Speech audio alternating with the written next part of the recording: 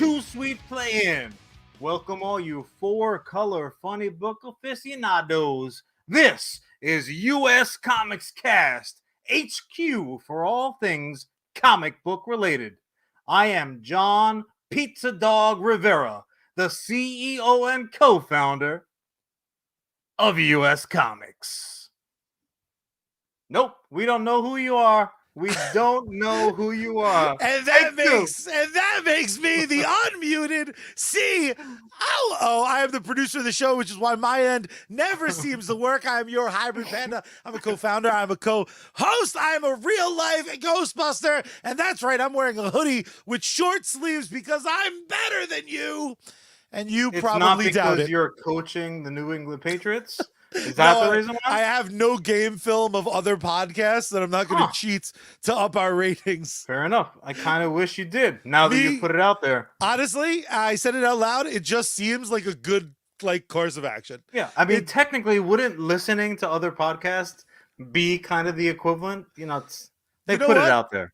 So I'm already doing it. So I need a giant headphones, and I need to be miserable even when winning. Just start deflating the balls right now, and you can take that to mean whatever the hell you want. But Charlie, we were talking about Wolf of Wall Street and Margot Robbie, so there's some full balls involved right now in the conversation. Charlie, yes, happy Comic Book Day, man! Happy Comic Book Day, man! I not only do I think we're celebrating Comic Book Day, not only do I think hardcore comic book fans are celebrating the day. Listeners of the show, the world is going comic book crazy by way of the villainous Peter Parker himself. Have you seen the craziness going on with tickets for the next Spider-Man installment? Have I seen it? Not only have I seen it, Yes, I've seen it. Charlie, it's incredible. First, mostly, I came riotously close to pulling a full-on Charlie. And by that, I do not mean wearing shorts into Arctic temperatures. I mean, I almost gave myself a media blackout. Really? And I said, look, man, enough is enough. And just as I was kind of tickling the taint of that idea, all of a sudden the deluge of Spider-Man Sinister Six-esque villainy just in getting tickets to this movie, which quite frankly is shocking.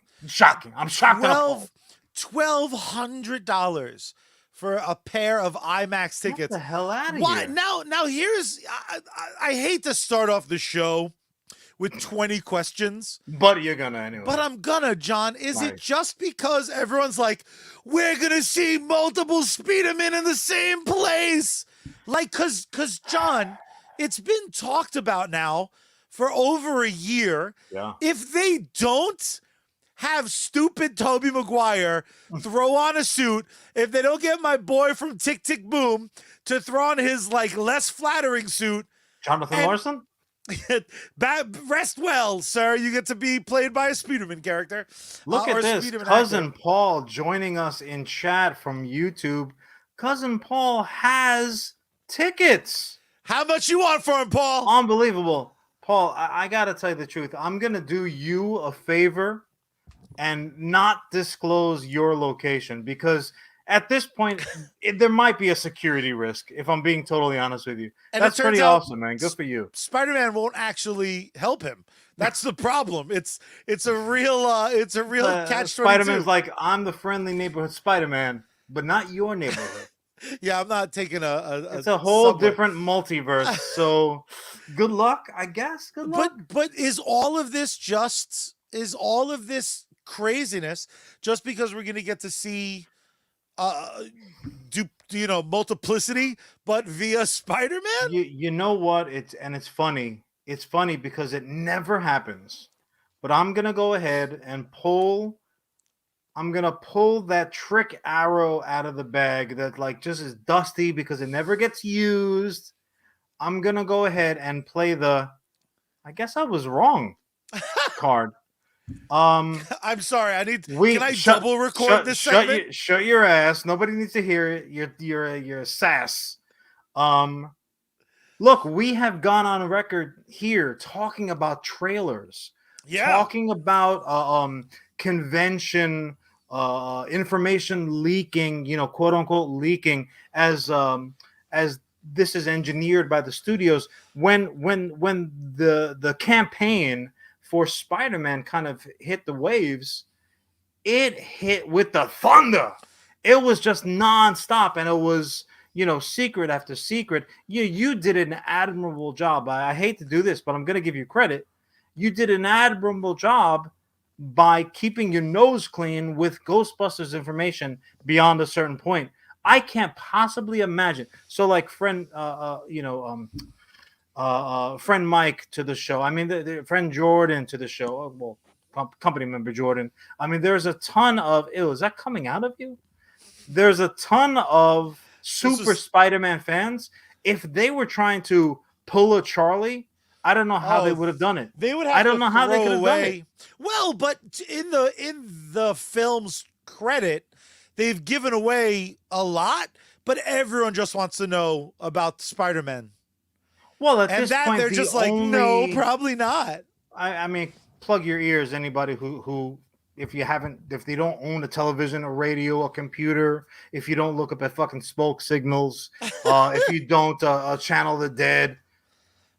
At this point, we've pretty much already confirmed all the villains except maybe one, like hooded guy. I'm like, to me, it looks like, it looks like Willem Dafoe, but I could be wrong. It's maybe it's Jonathan Larson's maybe that. What if it's the musical Green Goblin?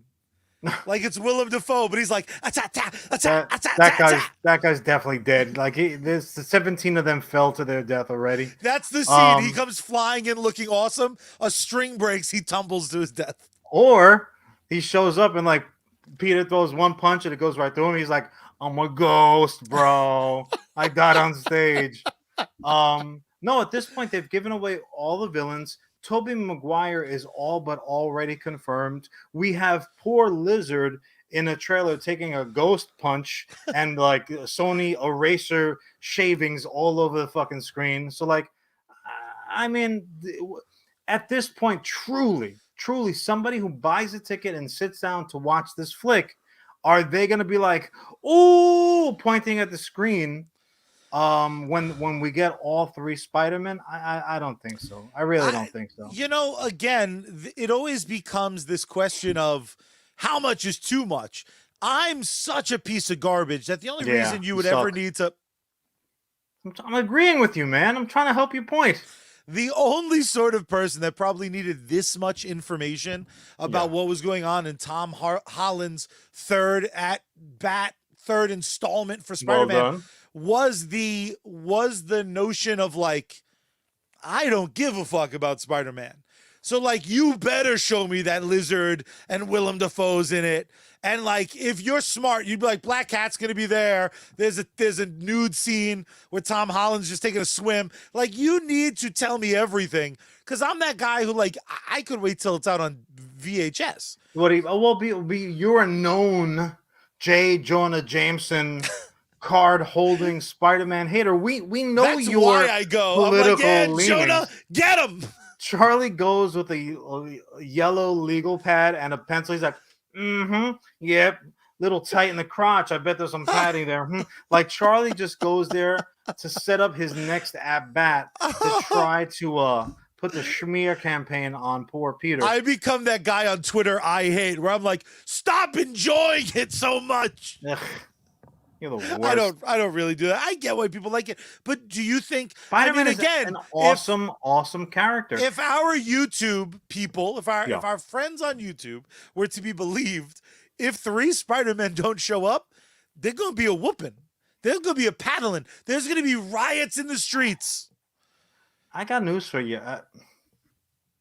I don't have a magic 8-ball lying around here or anything like that. No Ouija. Like I have no knowledge, contrary to what you may have thought, considering that I was an integral part of the Andrew Garfield of Spider-Man feature. Speaking of stuffed pants, Hey, whoa! First of all, it was very hot out that day, and the heat has an opposite effect that as the cold water. Okay, for those of you it who was all are wet.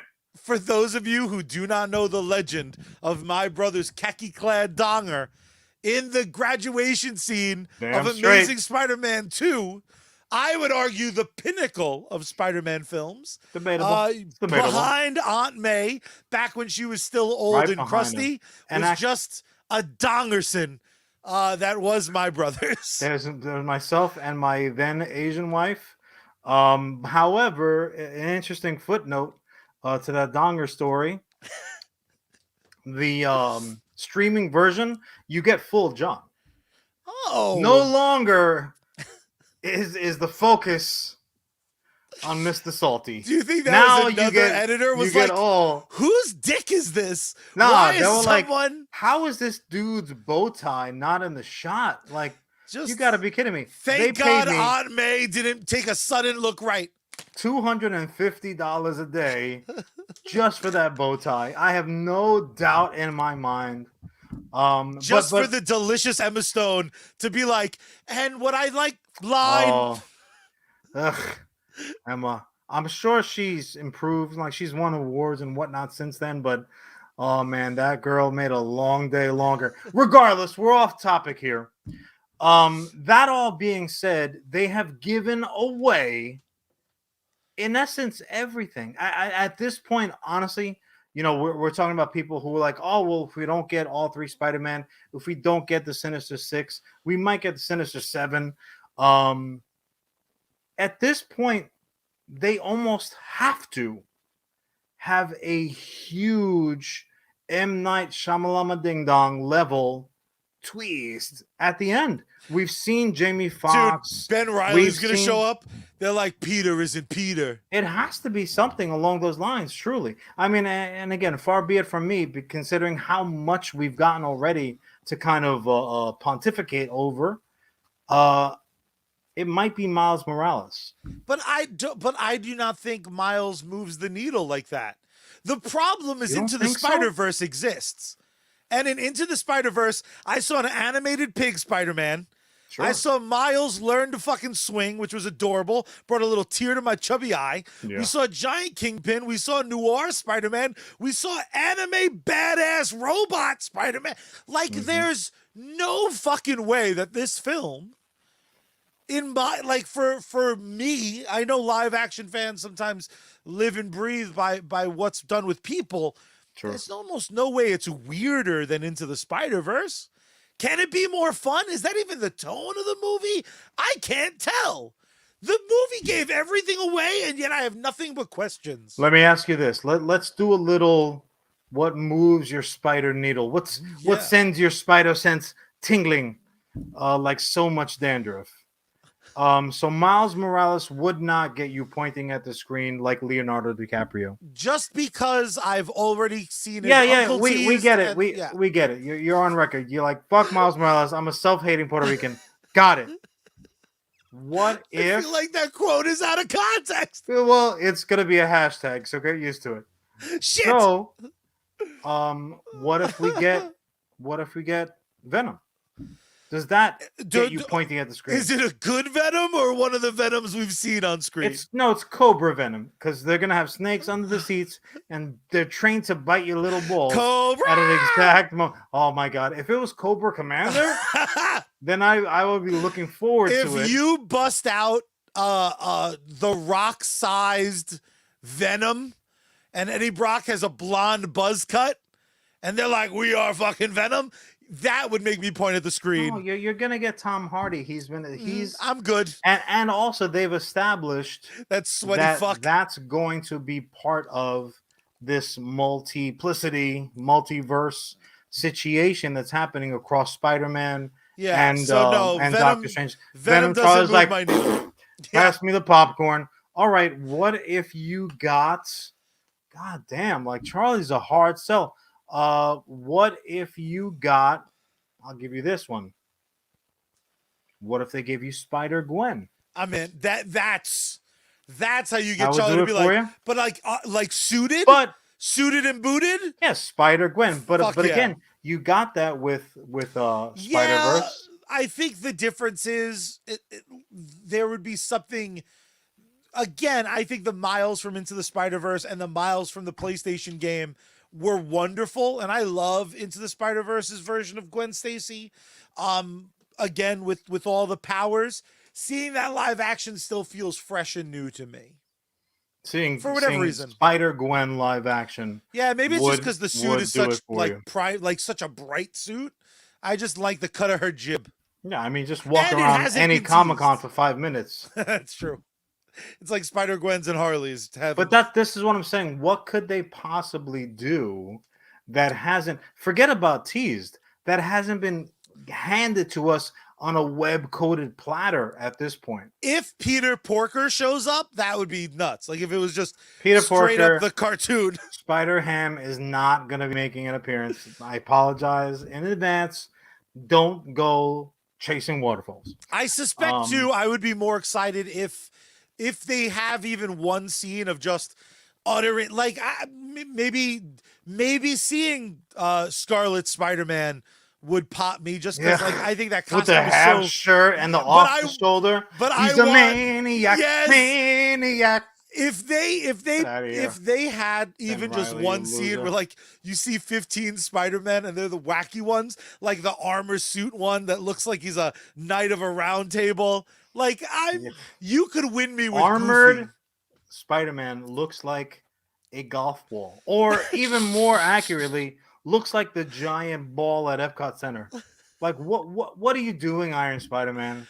Oh. What are you doing? It's the greatest armor against any kind of damage, because anybody would be embarrassed to go close enough to you to strike you. So yeah, you're gonna walk away unscathed, but you're still gonna have to show your face tomorrow at work. So what about you though? Are you excited? I don't think I'm gonna be in it. I'm still waiting for the call. How fucking, oh my God. I still have the bow tie. John's crotch is the 6th member of the Sinister Stick. You just come swinging in on like a fucking. Did you say the crotch Sinister fort. Dick? That is rude. I said Sinister Stick. Rude. Because I have a speech impediment.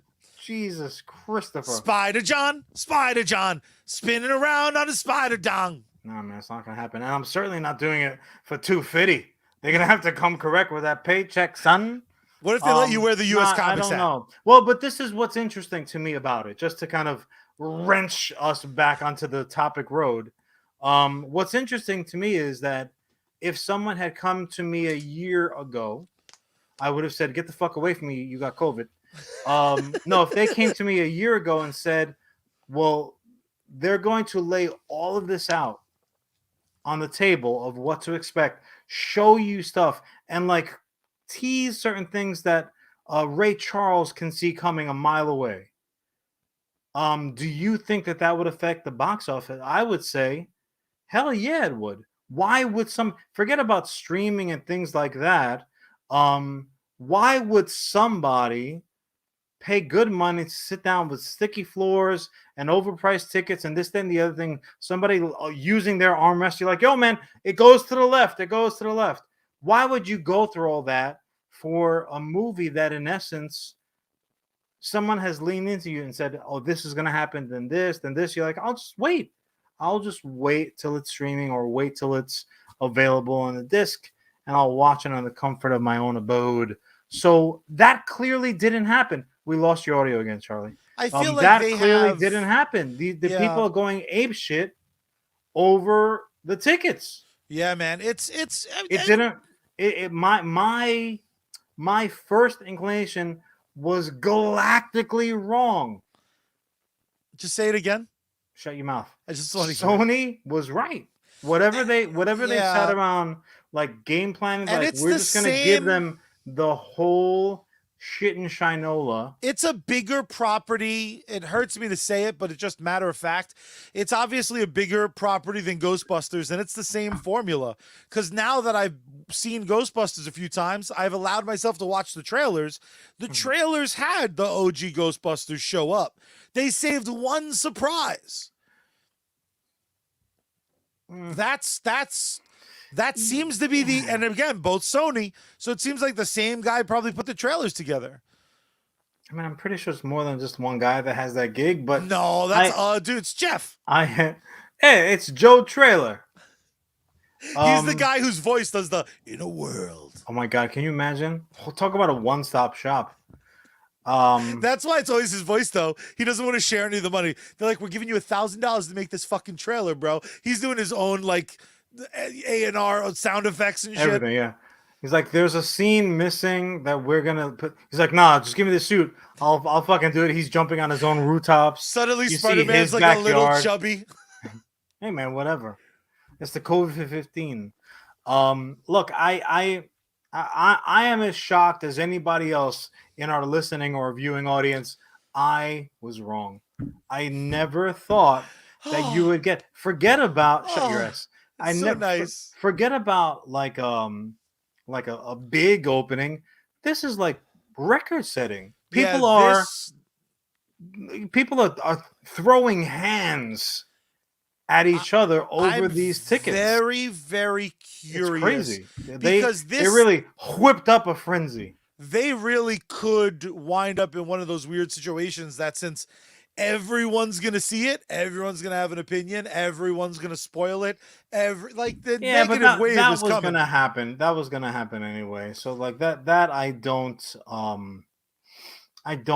I wouldn't be particularly surprised or concern myself with necessarily. I think more to the point is considering that Sony's endeavors with Marvel have now gone beyond saying, okay, well, we can share these characters and we're going to use them in our ongoing narratives, and you can have them do just like fight Carnage and like do goofy stuff, and we'll throw you an after credits little bone, and maybe we'll bring you in off the bench. No. Now these, in much the same way that like the TV shows that Marvel puts out has become required viewing, even if you had no necessarily interest in that particular chapter of the story, you have to know all about what's going on and who's doing what and where it fits in the timeline, simply because this is all part of a collective narrative that's ongoing. Yeah. So you can't skip a chapter and expect to know what the hell's going on. It's like watching a show out of sequence. Yeah, I can't do it. It's very interesting to see that that's the world we wound up in, because it was only a year ago that they were like, Disney's gonna buy Sony because fuck Sony, and now Sony's on this kind of fun wave. I mean, again, I think the question we got from our comment section is perfect. What's your money? I want to hear your bet right now. Does Spider-Man No Way Home exceed Endgame money-wise? Endgame made literally all the money. That's a big ask. Now, granted, you have carryover characters. I mean, some might argue it's a continuation of that story, and by some I mean me. But it's a very fair question, and it's obviously also the first direct follow-up, because we've had Black Widow, Eternals, and Shang-Chi, which kind of happen. Well, Shang-Chi Far From Home after, was a direct follow-up. Was like an immediate, like, the dust was firmly settling. But the bottom line is this: we also were coming from a situation where people, very audibly were saying, like, is this Tom Holland's last foray? Are we not going to see him as Spider-Man? And I think to a degree that was also fueling well, we got to see what's going on. Yeah. But the bottom line is this, Charlie: people who were saying, oh, this is the last time we'll see Tom Holland as Spider-Man, they were goddamn liars. Just like a certain bearded, no chin having son of a bitch, no, that invented Star Wars, George Lucas, you lying son of a gun, because Han shot first. Clink, clink, baby. Boop. Salud. Before we move on to your topic, my dear brother, Yeah, sure. I'm gonna cut the middle. I think Spider-Man's gonna open bigger than Endgame, and I think Endgame is just too big to fail. So I'm cutting the middle. You're not taking into account the potentially seventh, maybe eighth member of the Sinister Ones. COVID, man. When Endgame rolled out, there was no fearsome virus to worry about. So I would, my money would say no, it does not. But he's got a puncher's chance. Spider-Man's got the skills to pay the bills. However, we're gonna go ahead and move on. Let's do it. We'll move on just like Mary Jane did. Yo, girl, call me. So, anyways, we are in this day and age. We have the luxury. We have options in our entertainment, don't we, Charlie? Oh, Uh, indeed, we fucking do, sir. and maybe I'm just speaking for myself, but if I was writing if I was writing my own bio, right, I would say John is he's worldly, he's eloquent, he's not too difficult to look at for very long, but also as well as his interests are varied, right? I spread out pretty well in terms of my interest, not my secretary spread, because I try to stand up when I work a lot of times. But Charlie, Yeah. much like my take on Spider-Man, giving away everything but the kitchen sink and still selling tickets. Uh, Once again, cue the recording. I was wrong because it just so turns out that while I might like a varied array of different types of entertainment, it turns out that it's the same damn people writing all the shit that I love. I love movies, I love plays, I love novels, and I love comic books. Seemingly two of the most different, opposite shits that you can possibly dig up, right? You Comic got a books are very novel. like comics are very like we got 22 pages and we're gonna show you everything. Yeah, We got 86 there's words. 22 pages. 8 of them are advertisements for like a submarine that you could put together in your bathtub, X-ray specs. We got it all. Sea monkeys. You need sea monkeys? Yo, I got your sea monkeys, son. And novels Comics are are no I've joke. gotten zero X-ray specs No from X-ray specs from novels at the novels. library, damn it. Whereas, and novels are like, oh, you want to read this long ass 1,000 pages? That's gonna be $700. Also, as well as enjoy this chapter about the color of this bottle, aka it's blue The though. first 7 chapters are other people talking about the book that you have not read yet. So thanks a lot, spoilers. So in any case, the point that I'm trying to make is one of my favorite authors, fantasy authors, because I particularly love the genre. She is just a prose beast. So she's written quite a bit. In particular, I'm a huge fan. I'm talking about V.E. Schwab. Um, her her series here again. This is which one is this? Did I do it in order?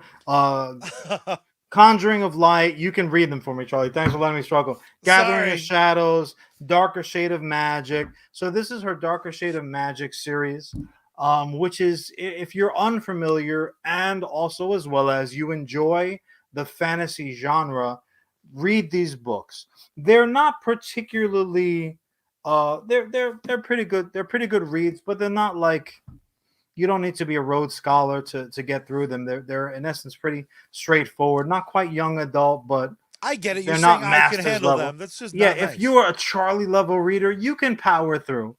But like a short version. So there, and truth be told, this may have springboarded the whole multiverse thing that's going on with the bigs right now.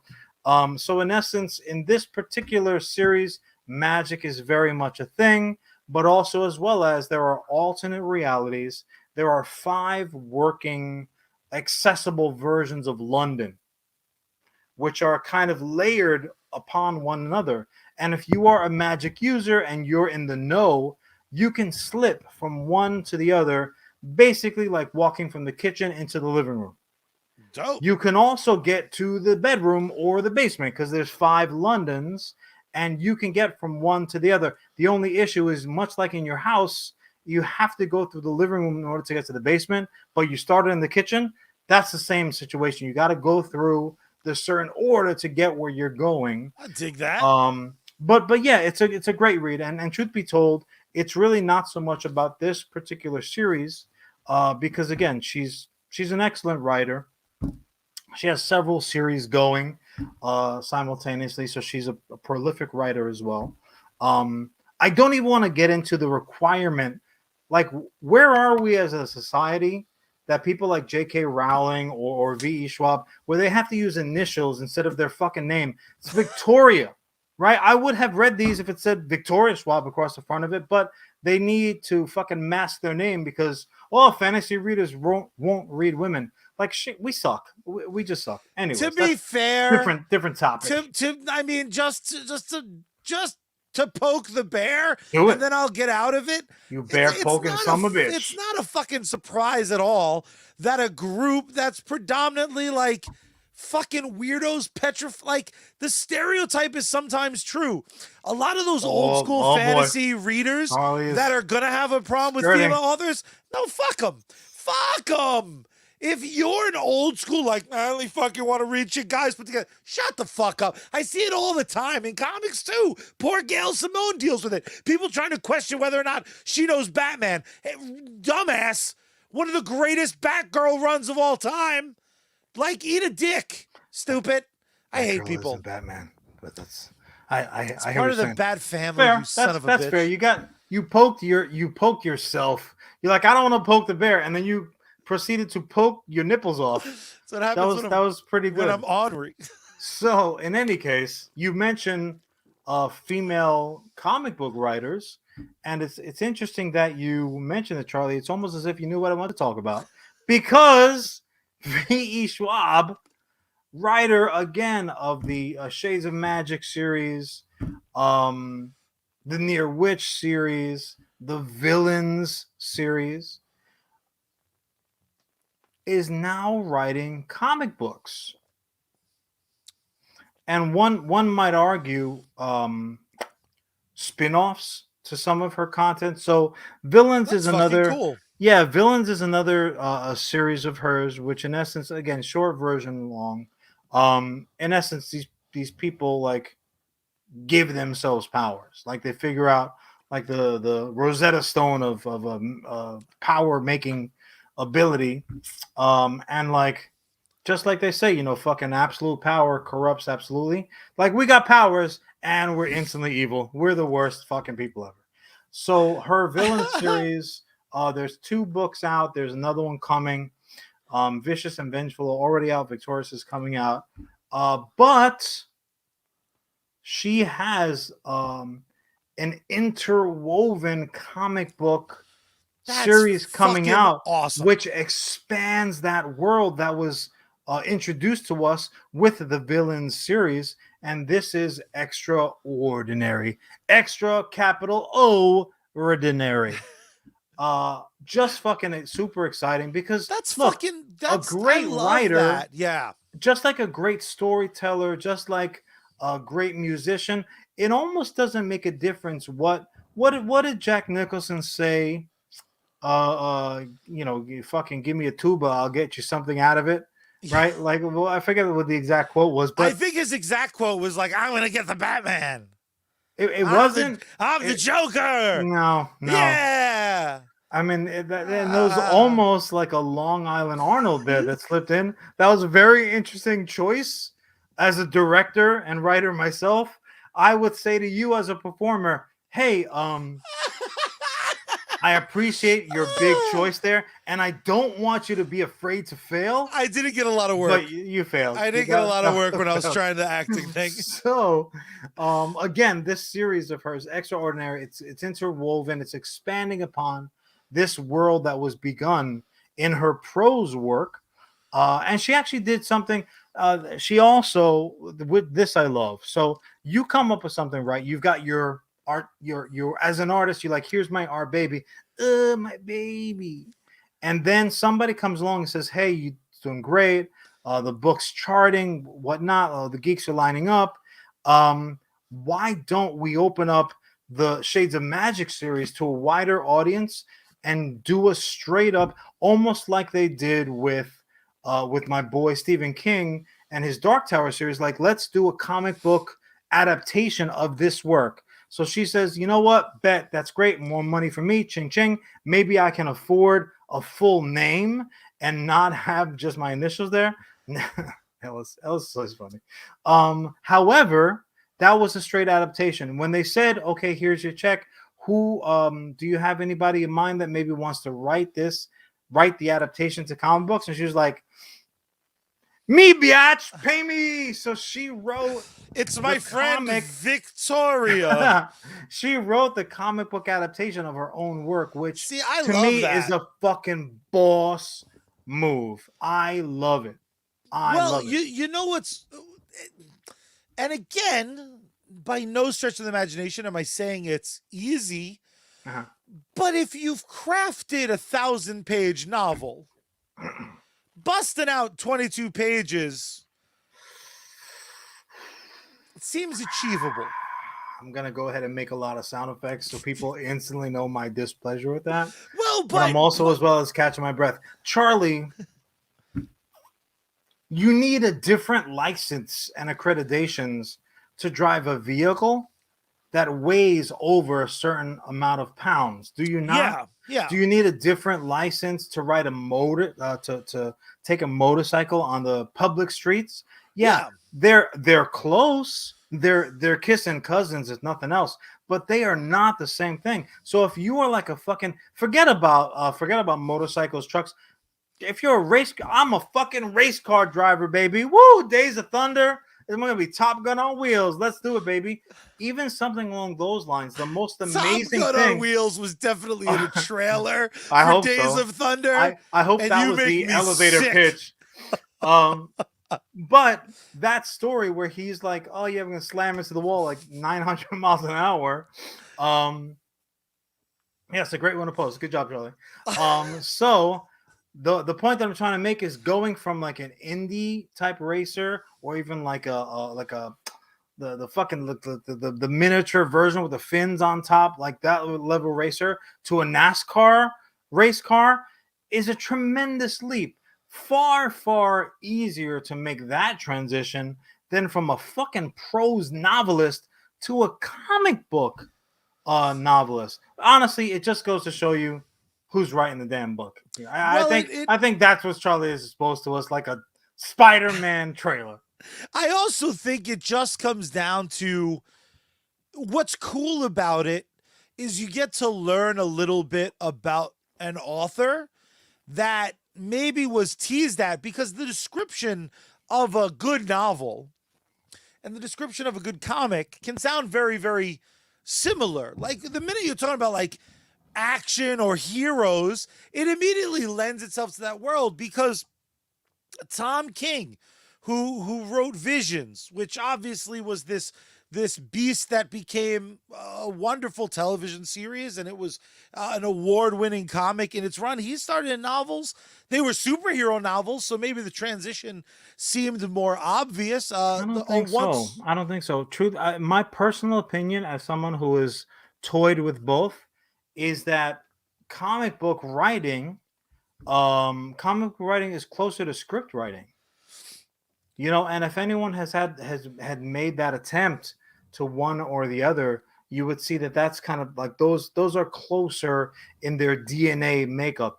Not right novel fucking structures and that's a very it's a totally different animal is my point. However, shockingly to most of us, Charlie does make a good point, because it's cold-blooded. Game recognizes game, I guess, because if someone is just a good storyteller, period. Oh, Sergeant Finesse up in the house. If someone is a good storyteller like yours truly, then they can probably whip up several different variations, several different flavors to get that story across, because certainly V.E. Schwab is not the first one to do it, and I'll let her go with the final plug. Again, her new comic book series, which is wedge into the villains series, the villain series of novels. That's coming out. Definitely check her out. She's one of my favorite authors. She's awesome, even though she's a girl. She's just a great fantasy writer. Dope. Check it out. But my point is this, and I'll throw it right back to you, Charlie Boy. You're right. Just like Tom King, just like V.E. Schwab, that is not necessarily a unique adaptation. Evolution from novel writing to comic book writing and back again. Yeah. So I'll throw it right to you. Do you have any favorite? Again, it's not that it's unheard of, not super common, because again, it's not easy. But who's your favorite? Who's your number one multi-faceted author out there? I kind of buried the lead because Tom King is probably my number. He couldn't help it. He couldn't help his goddamn self. I would say, and I'm surprised. I'd be surprised if there wasn't some overlap, but Dennis O'Neil immediately comes to mind. Okay. Because his run on Green Lantern, his run on Batman was absolutely awesome, but also he did these like amazing, easy to read novels. I remember when I was in school, were they YA or were they like a regular? This was, I think, a little bit before they were super popular. I'm trying to pull up a couple, but these were like genre fictions back in the 70s. So I remember it was like alien invasions. It was like vampires. What was really fucking cool was that's been around since forever. Sure. Yeah, I had already read rather, like his Kung Fu comics. Were like the easy like $1 at the comic book store. And what was awesome is for like $1.50, it was called like Dragon Kick or something along those lines. It was like Dragon and then some sort of Dragon Headbutt. And it was just you remember those like little pocket-sized novels? Sure, like, sure. When I tell you, I must have put in your back pocket, forget about it, goes through the washing machine and dryer. Mom's pissed at you for a week. I legitimately went through. Dennis O'Neil is probably one of the only well-known comic book writers that I absolutely have read more of his work in novel form, because you used to get them for nothing. Yeah, you can't get his comics for $1. Goddamn nothing. That's funny. And again, for those who aren't super familiar, this is the guy who introduced Talia al Ghul. So again, his work in The Question.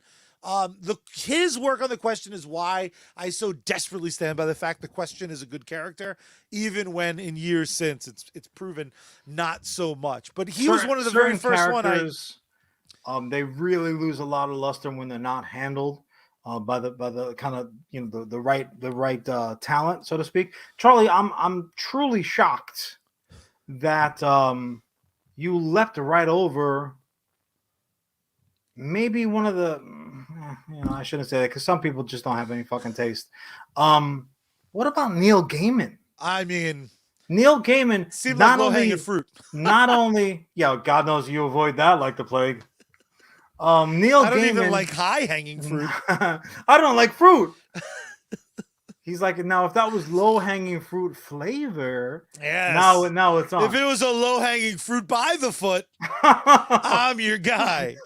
So Neil Gaiman not only does it like a boss, he's masterful at having just classics in both the novel arena and comic books. He's able to go fucking back and forth and back and forth. Like he gets it on like the dinosaurs in Jurassic Park. He's like, I'm male, I'm female. What you need? Comic book. I got a novel. What do you need? Neil Gaiman is no fucking joke. And I was talking about script writing earlier. He does that shit too, because the straight up radio play versions of Sandman that we just got part 2 of, that's a straight up script. That's not a comic. That's not a novel. That's a script. He is, I mean, he is just fucking masterful at it. Now he's been at it a while. Yeah. So I also have in my that was my right holster, my left holster. I'm like this. Ooh, I'm ready and itching. Unless you got one Well, locked in the chamber that you want to throw out there. we're now getting a second series for HBO Max based on his work, but we're getting another Gotham Central-esque show, which of course was put together by Greg Rucka, who did Greg Rucka is awesome. He's fucking the best. He's done the big three in DC, but again, it's like his books, his comics like Whiteout and Gotham Central are those books that I was like, this changed the game. The minute that you were like, hello game, hello game, you changed. You changed. What's awesome is, again, I remember when I first picked up Gotham Central, and I'm like, all right, so it's about the cops in Gotham, but like also as well as very much it's about Batman, yeah? And they were like, no. Like, it's like NYPD Blue, but Gotham City. Like, we didn't get rid of them or anything like that, but it's like, NYPD Blue, they still have cockroaches. The story's just not about the cockroaches. Yeah, the book was so good. I remember at the time I was in like a real... Here's the other big elephant in the room. No, you got to finish that. You were in a No, this is part of it. Oh, okay. I tend to read a lot of what some people, namely my brother, would consider kind of fluff in the novel space. Like, I'm not always cracking open and be like, I'm going to walk away from this feeling differently than I started. So I was like, I'm going to crack open a little Hemingway over lunch. Just a little something as I twirl my mustache. Sometimes I just want to... like, in this one, the Turtles are Ghostbusters too. How dare you?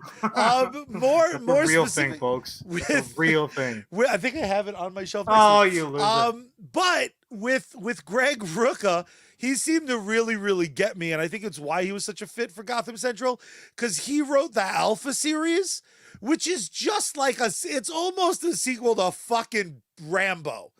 Like it's so there's Can I ask you one question though? Yeah. I realize we're in the heart of the Hanukkah season right now. Why did you pronounce Greg Rucka's name like Yentl herself? Like you are just standing at the pulpit at Temple, and you're just like telling people, you're like, let me tell you, Greg Rucka. What can I say, man? The holidays Rabbi really Rivera. He's just pronouncing stuff like he's a... The holidays, like he's an announcer on Channel 2 News. The holidays get to my heart. And if there's ever been something deserving of a comic book adaptation or a video game adaptation, it's fucking Yentl. It's Yentl. It's fucking Alpha, dude. Atticus Kodiak. So right away, you know the type of novel you deal with, because this guy's just a badass.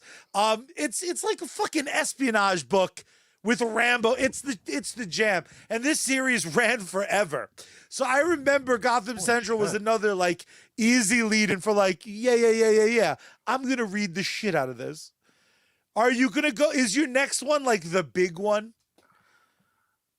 Well, we have like less than 10 minutes, so don't save anything. Fair enough. The example that truly immediately came to mind before Alan Moore, before Neil Gaiman, is kind of like I'm still in the honeymoon phase, I guess, because it's kind of a recent realization. I'm like, I'm in love. Fucking Joe Hill. Oh, Joe Hill, and we talked about his famous papa. We worship at the altar, as we like to say, of Stephen King. Stephen King can do no wrong. He can end his fucking novel however he wants. I don't want to hear from your stupid, non-talented, no novel writing ass.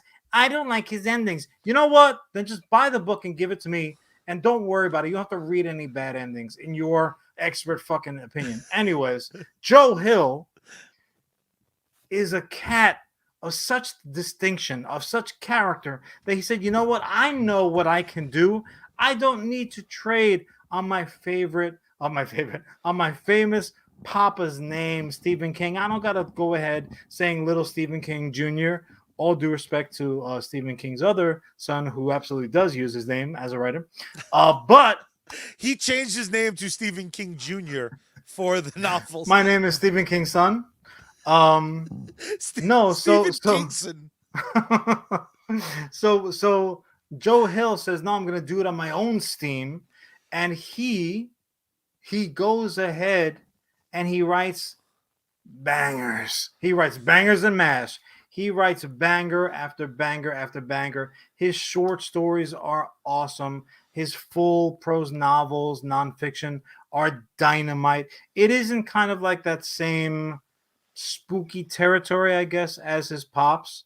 But maybe you're also somewhat familiar with a little comic book series fucking called Lock and Key. Maybe you heard of it.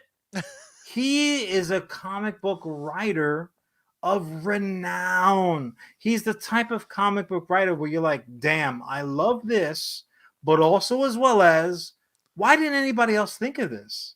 Like, this is one of those ideas they're like, oh, yeah. Like, fucking naming your company US Comics. How was there nobody? Let me relax a little bit before we get sued. But there was no US Comics, didn't even exist. Get damn it.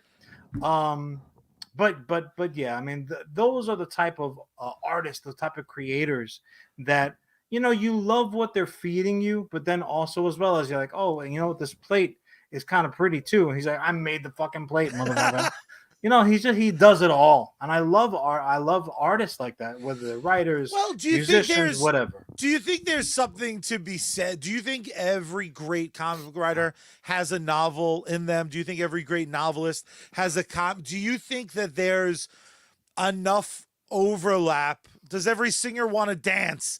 Is almost the question, because you're right. They're not one-to-one translations, but they're in each other's realms. What's your take on that? Hot big take, bro. Hot take, and again, you watch the time because we got to be Yeah. wrap it up territory. I think truly, regardless if you're a comic book writer or you are a novelist or you're a short story writer, if you write fucking sonnets, whatever the case might be, you have a story to tell. Yeah. Right. And there's a distinction, because sometimes you have a story to tell and the moving parts, the characters, the scenarios, you didn't come up with. So at that point, you're somewhat maybe limited in terms of like the method in which you can get that story across. But if you're just talking exclusively about original ideas, you know, you self-owned IP, I think it really stands to reason that it's more about the content than the format in which you're going to tell it. Right? You have a good idea, you have a story inside you that is burning to get out. It will tell you, this is how I'm going to do it. I'm going to come out, if you're going to throw it up, if you're going to shit it out, if you're going to pee it out, whatever the case might be. Sometimes it's got to come out your ear. You'll know, right? You'll know. I can certainly say the same for myself. There are certain ideas that I've had where embedded within the idea, you're like, this is a novel, or this is a play, or this is a comic book, or this is a fucking solid joke at Charlie's expense around the Thanksgiving dinner table. You know, some stories live their own life, and you're just kind of there to guide them along, hold the hands, and get them home at the end of the day, baby. What do you think? What's your take on it? I think artists create art. So I think if it's not coming out as a novel, it's going to come out as a comic book. If it's not going to come out as a comic book, it's going to come out as one hell of a movie script. Regardless, one way or the other. They're going to fucking make a chair that has a really great inscription on it, because I think some ideas, not all ideas, but I think some ideas are so important for someone to get out. It'll be a fucking jingle. It'll be a song. I think creators create one way, or it'll just be, not a perfect example, but Kevin Smith restarted his movie ways, his script writing ways, because of a story he was telling on a podcast about an article he was reading.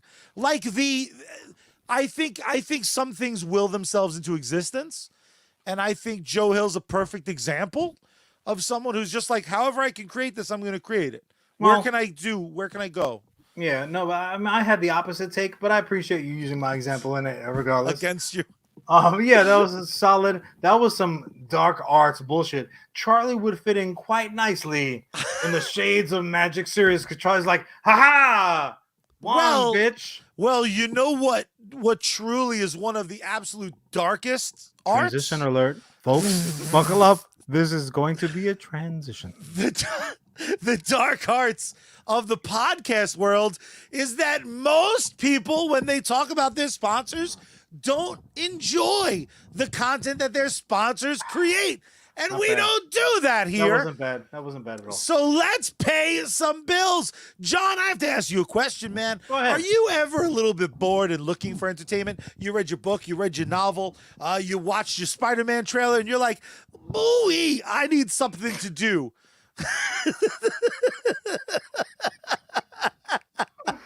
The answer to that, I will swear on a stack of Bibles, yay high.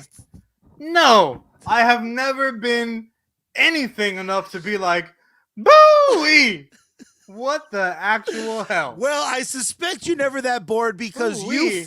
I believe you follow the online exploits of one of my absolute favorite bands in the world. And that, of course, are my good friends over at Bad Mary. What's great is you can actually watch them perform and just kind of overall have a good time in jam sessions over on twitch.tv/Bad Mary Band. You can check them out on youtube.com/Bad Mary Band for some awesome music videos. You can follow them on social media over at Bad Mary Band. But my favorite thing that you can do about them is just throw money their way via patreon.com/Bad Mary. And you know what? Just because they love you so much, if you have a music streaming service, guess what? You have unlocked the keys to the entire discography of our boys and girl over at Bad Mary. Check them out today. Damn straight. I kind of wish you said Bad Morty, because then it would have been on. I would have ridiculed you. Oh boy, that would have been great. But credit where credit's due. Our other sponsor, he was here and then he's gone again. His tooth is bothering that poor brother. Sergeant Finesse. You can find him both gaming on Twitch as well as Facebook gaming. Multiple streams every day. Outstanding gaming content. Supported games. Co-streams, giveaways, contests. Don't be a sucker. Check them out today. Check them out tomorrow too. What the hell? Throw them a like, a follow, a share. Consider becoming a supporter. If you need to pick me up though, like I do right now, follow the White Rabbit, like Neil says, over to sneakenergy.com. So good. Use code SGT at checkout if you're looking for some fresh new gear. Charlie, show us some fresh new fucking New England head coach gear. No, God, put it down. I'll go over to geeksunleashed.com. Use code SARGE at checkout there. SARGE for you non-spelling, non-reading some of bitches. When the Sarge is on deck, you salute. John, what? well done on those great sponsors. Yeah, I know. I'm glad you're enjoying your sneak. Obviously. Do you... No. You enjoy Disney Plus and their exploits, right? I really do. And it's really not, and I know Spider-Man annoys me, and it's because sometimes he's a little too sassy for me.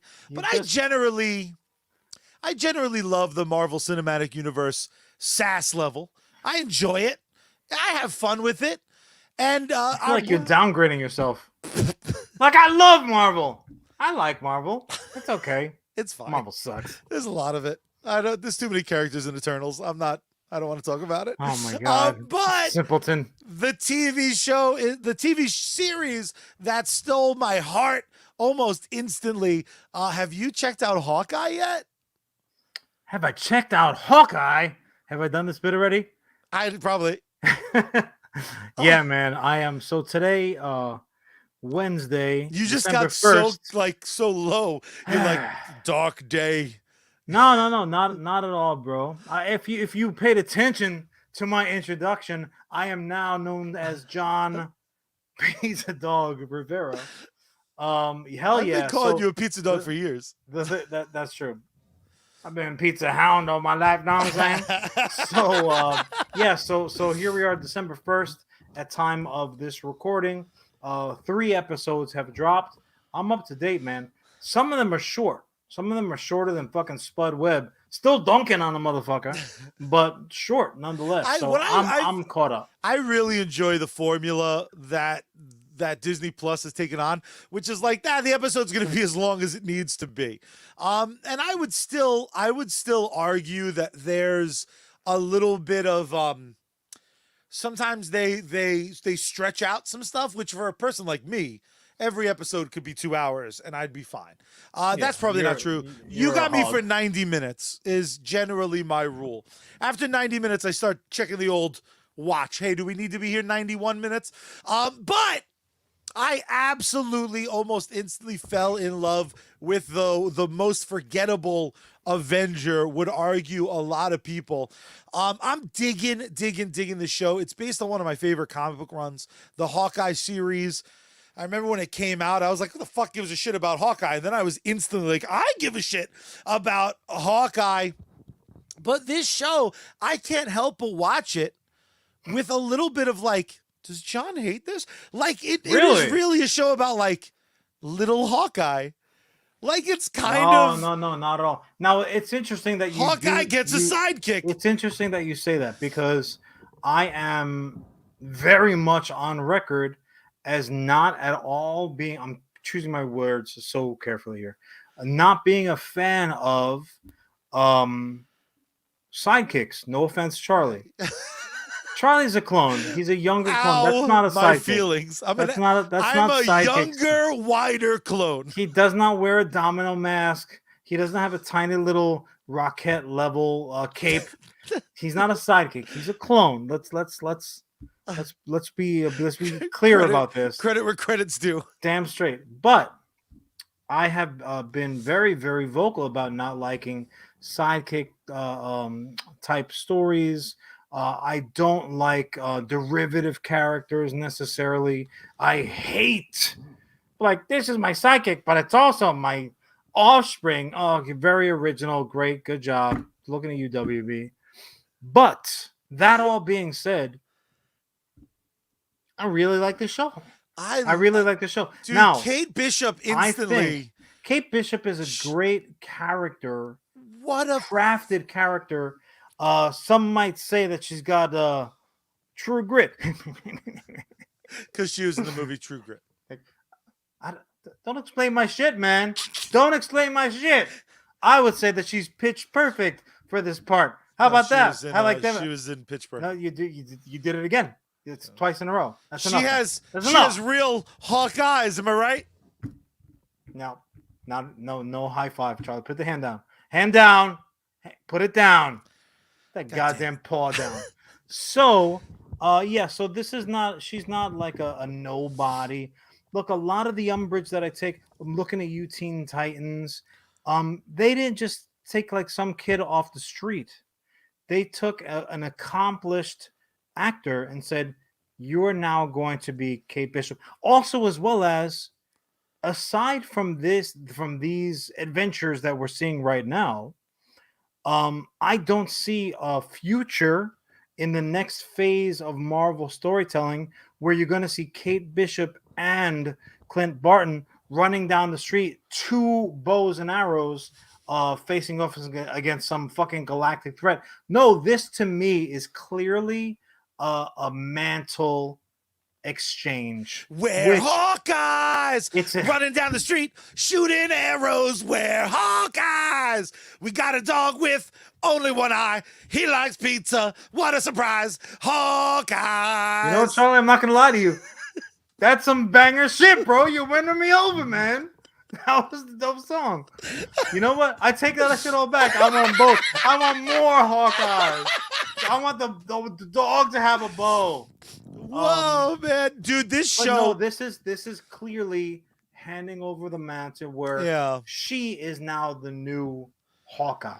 It's because also he's all busted up. Yeah, it's also doing a couple really great things that I don't think we've seen done super well. And they're examples. What do you think? They're examples of all of it. But as much as Bruce Banner having a fucked up arm now forever, I'm like already bored of Hulk's little gimp arm because he snapped wrong. Well, he had it. It was already fixed the last time. No, it's the teaser pictures for She-Hulk. He still has it in a sling. It's just in a fucking sling now. This is the other issue, and this I'm gonna give Charlie full credit, and it would fit What the fuck? Marvel's. You admitted you were I know. wrong. I'm a You little laughed at drunk my song, and now I'm getting twice. credit. Yeah, I know. Show's canceled. I better slow down a minute. But with everything that's going on, Marvel would really do well with a timestamp, because certain stories that you're getting, and they're all over the place on the timeline, like on the main timeline, if that's what you want to call it. So, truth be told, we don't really know exactly where this story, when this story is I'm gonna happening. pretty aggressively stick to my Hulk has a busted arm, because I feel like in Shang-Chi, his arm was stupid too, and I hate it. But here's my point. Here's my point. I love that he's deaf in an ear.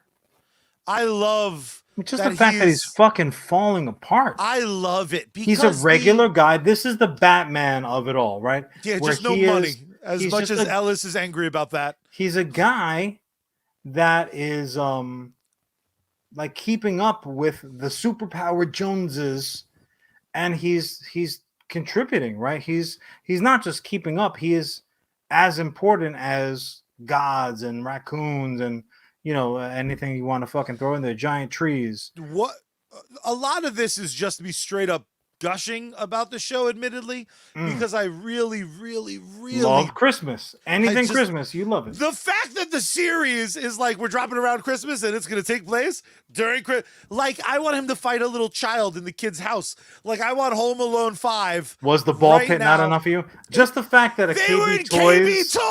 Oh my God. I stopped what I was doing. I slapped my dog. Polishing the fucking the knob on the staircase voraciously.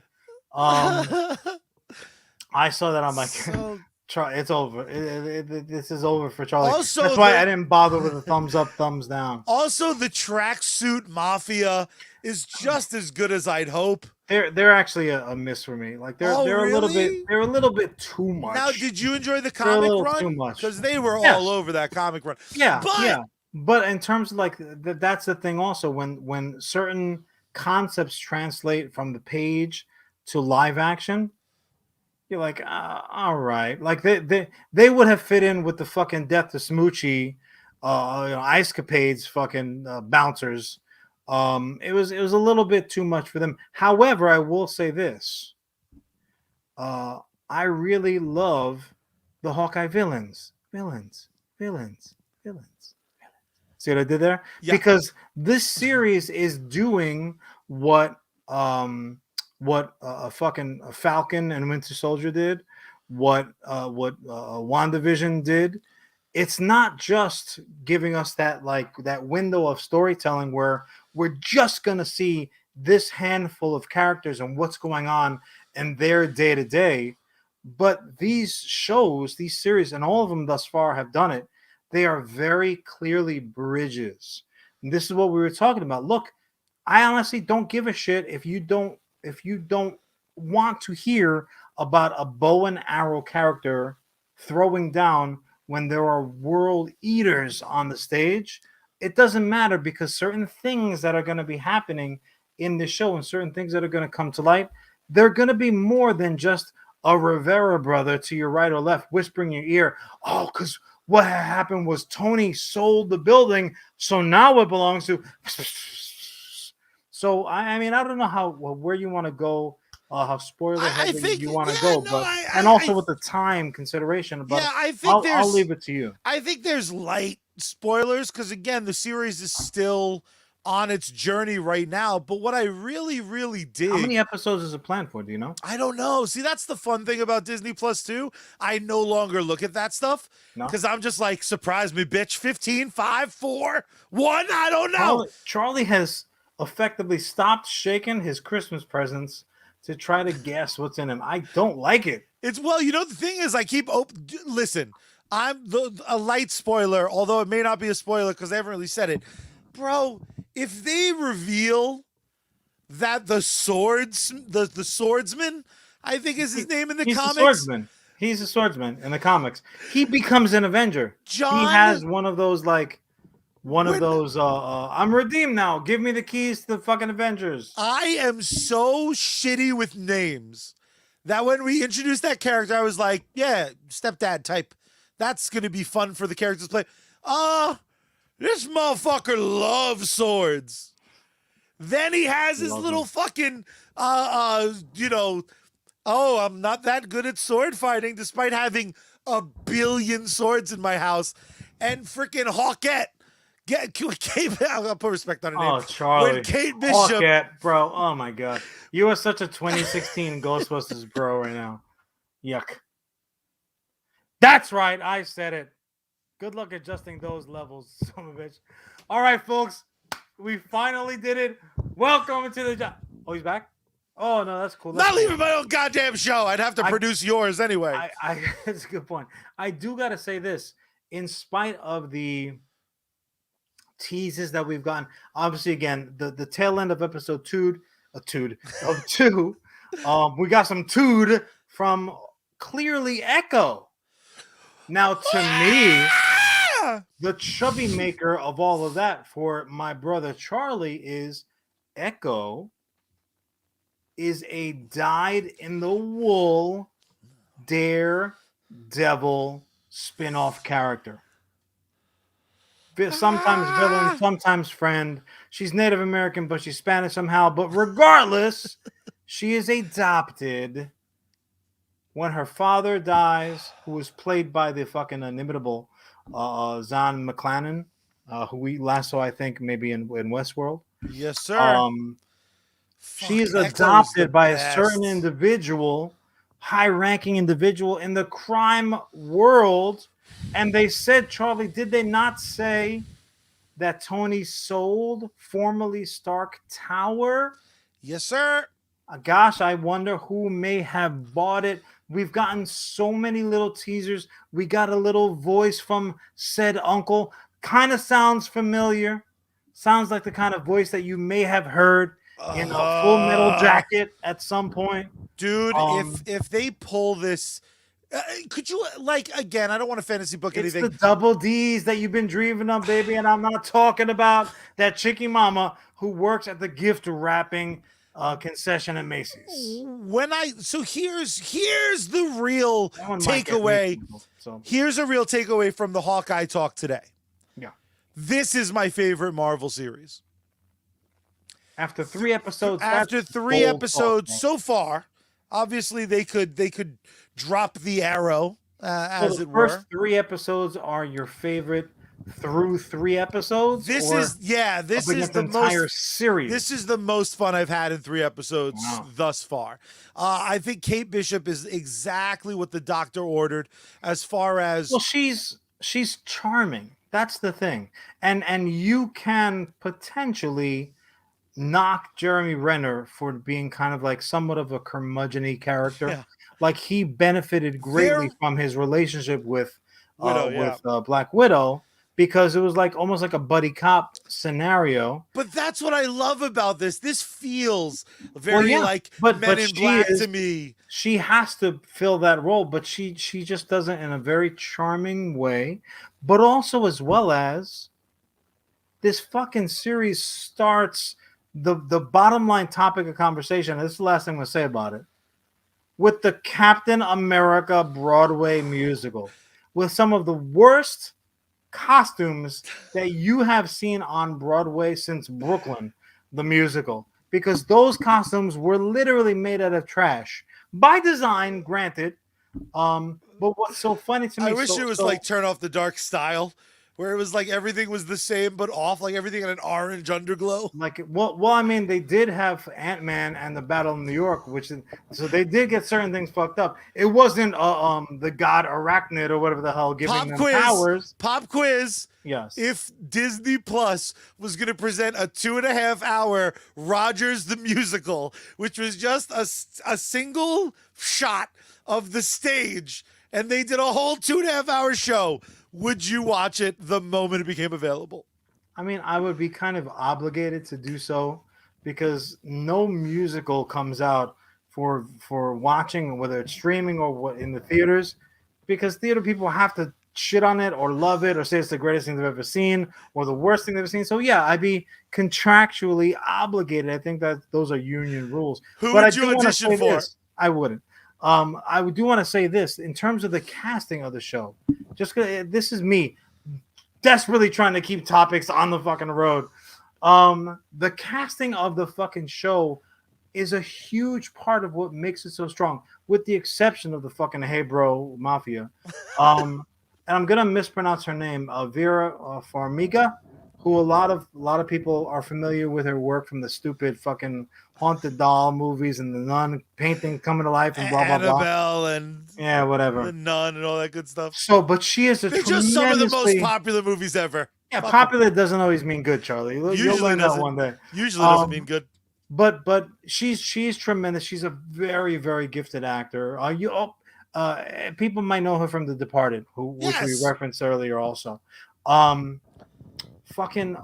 So the guy this is what's ironic to me is that they had a faux Broadway musical, and the guy who plays her father, who they fucking unceremoniously dies like in the first fucking spoiler alert, he dies like in the first 5 minutes of the show. Do you know who that is? No.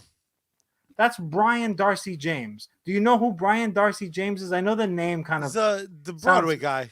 He got that. He's Shrek, bro. Shut up. He's Shrek from Broadway. I mean, obviously, I'm just using the lowest common denominator. This is low hanging fruit, Charlie. He got blown up like an onion. Am I right? On Broadway. But yeah, he fucking I mean, whatever. His Broadway credentials. I love how excited you were, and you immediately were like, "I'm fucking." Who gives a shit? I gotta go home. I think. From Amadeus, we have fucking Simon Callows in the fucking like. There is so much Broadway heat on this show. I'm like, how would none of those performers have to do with the fake musical that we saw open the fucking thing? But just that so was good. Purely a John nerd thought. So good. The fact of the matter is, I have complained endlessly about the Marvel snark and how every character sounds the same. And Kate Bishop feels like a new voice. Yeah. And I've been so desperate for that. I've been desperate to have a new number one. I've been also, part of me, I think like a lot of people felt like Hawkeye probably should have been the one to die, not Black Widow. So what's cool is we're getting a whole series of Marvel Scarlett being like, Johansson thought that. well, this is, what's that? Scarlett Johansson thought that. Yeah, I mean, again, what's cool, though, is now we're getting a series that hopefully is that, not redemptive arc, but it's the story that kind of comes directly after that. I love when shit makes you feel, and the rapid delivery of Hawkeye so far in these first 3 episodes, it's just been wonderful, like man. you I'm said, so the excited for more. episodes are as long as they need to be in order to relay the story that they need to tell you. And I've said it before, I'll say it again. This is going to be the transition to what's next. So clearly Jeremy Renner is stepping back. He's even retired.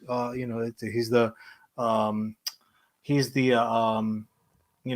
curmudgeon-y, which we said before, which is his normal character.